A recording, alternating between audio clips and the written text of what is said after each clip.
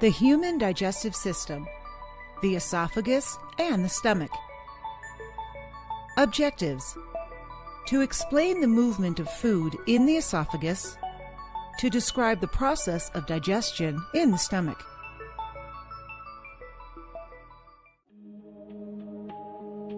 The process of digestion begins inside the mouth.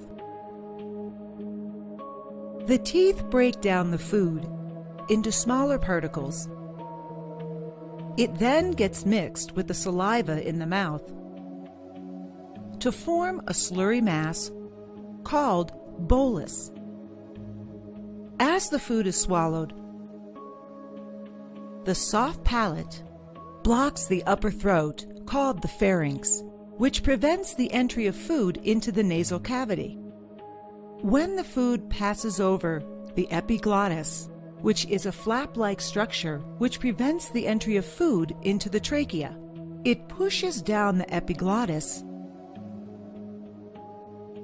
The food then enters the food pipe, or esophagus, which connects the pharynx to the stomach and is gently pushed down to the stomach by wave-like muscle contractions and relaxations known as peristalsis.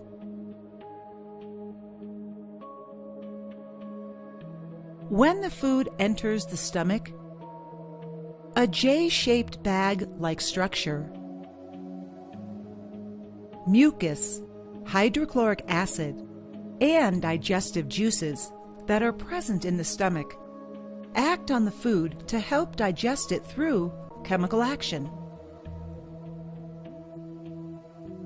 The mucous membrane protects the inner wall of the stomach from the effects of the acid.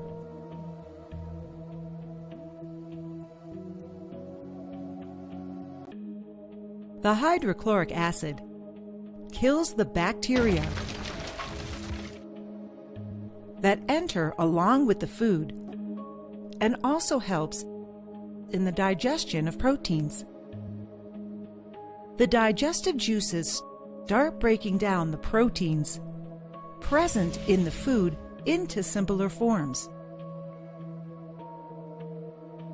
Muscular contractions in the stomach churn this food mass to further break it down and mix it with secretions in the stomach to form a thick liquid. This thick liquid is called chyme. The chyme exits the stomach through peristaltic movements and enters the small intestine where most of the digestion occurs. To summarize,